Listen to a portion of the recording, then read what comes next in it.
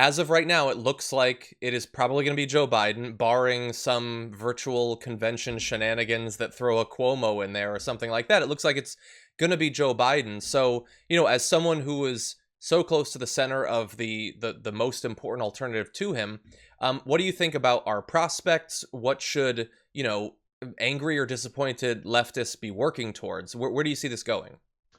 Well, look, I think the anger and the frustration is legitimate, and I think anybody who scoffs at it and is prickly about it just doesn't really understand what's going on in the country. That people are angry at a political establishment in both parties that oftentimes it does not simply deliver for the needs of most Americans in this country and serves the donor class. I mean, that is just I am somebody who said that I will vote for Joe Biden. I will vote for the Democratic nominee. I mean, I've worked for Democratic candidates.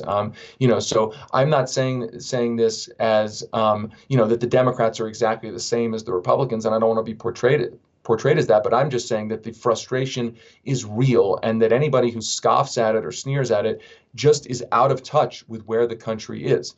So that's point number one. Point number two. I'll reiterate it. I don't think there is a choice if the goal is to defeat Donald Trump. If that is the number one goal, which it is my number one goal in this election, then I think that you have to support the Democratic nominee ultimately. That doesn't mean, and I want to be really clear about this, that doesn't mean that you can't criticize or pressure or push that Democratic nominee to be better. Joe Biden needs a lot of pushing. We should not trust that Joe Biden is just going to be good on issues. We should not trust that Joe Biden is going to necessarily win the election. He's going to need help. So, it's not a satisfying position, right? Like we have to support.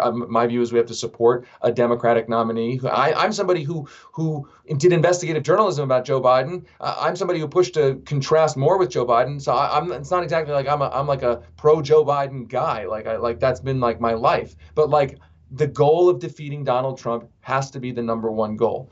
Now, I would say the third point here is I want to go back to that point about pressure and pushing, that Joe Biden needs to be pressured and pushed, not just to adopt a progressive agenda because that is the morally right thing to do on the policy merits, but it is also the politically important and absolutely necessary thing to do to win this election. Joe Biden has been a politician who has juxtaposed himself in opposition to the base of his party for decades as his brand. He was the kind of Democrat who put a press release on his Senate website. He literally did this, bragging about being one of the most conservative Democrats in the Senate, basically saying to voters, look, I am not one of the base of my party. That is my brand. I am proud of that. Now, look, that was a brand that was pretty pervasive back in the late 90s and early 2000s. Joe Lieberman was the sort of the icon of that. If Joe Biden goes into this election saying that, thinking that his brand in the general needs to be, look at me, I am not really a progressive or a liberal or a member, somebody with connections to the base of my party because I'm a moderate, that is a losing strategy.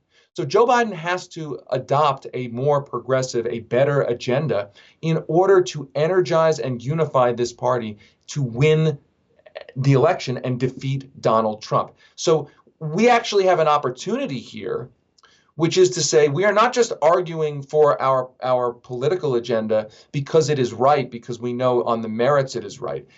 We can actually also make the argument that it is electorally and politically necessary now more than ever in order to defeat Donald Trump, which should be the goal of the Democratic Party top to bottom. And so you talk about pressuring him, and I know that there's a lot of people they're going to have a very hard time trusting that anything he says or promises to do in the near future will actually be done. One area where I wouldn't trust him. I mean, I just want to be clear about that. I'm not saying I'm like a trust but verify kind of guy, to use a Reaganism, right? Like you don't trust him. Like he's going to make rhetorical commitments, and then he needs to be held to account for those commitments if and when he wins. So I'm not saying trust, but getting those commitments, getting as explicit a set of commitments as possible, that is absolutely important. Do you think the choice of VP could be a strong signal of whether he is going to really do anything to court this vote? Absolutely. I mean, it will tell us at least something, I think, about what he thinks he needs for the ticket, and what voting segment he believes he needs to court and shore up for the general election. And there are a lot of potentially good vice presidential picks out there. I mean, Senator Tammy Baldwin, a progressive from Wisconsin, a battleground state. Elizabeth Warren is a progressive leader, obviously. I know a lot of people on the left feel a little bit burned by her, a little bit angry about what happened in the primary. But I mean, clearly she has a very good, solid progressive record. So those are just two examples.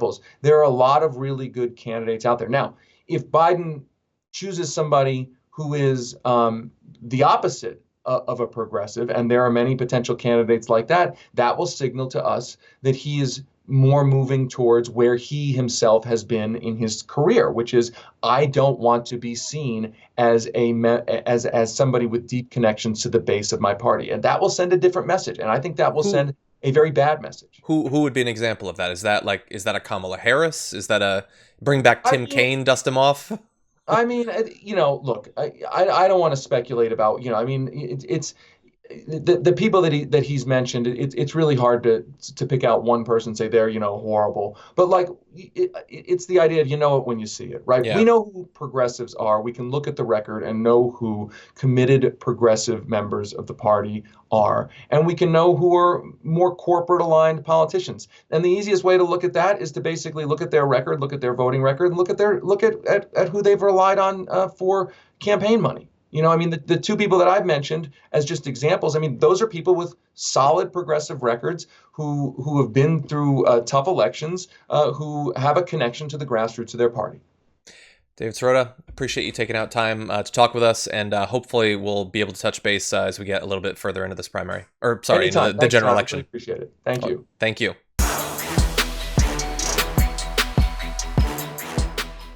For more political news breakdowns, interviews, stories of activism, and me trying my hardest to care about the occasional big celebrity news story, subscribe to our YouTube channel at youtube.com/The Damage Report. And you can ring the bell wherever it is so you don't miss anything.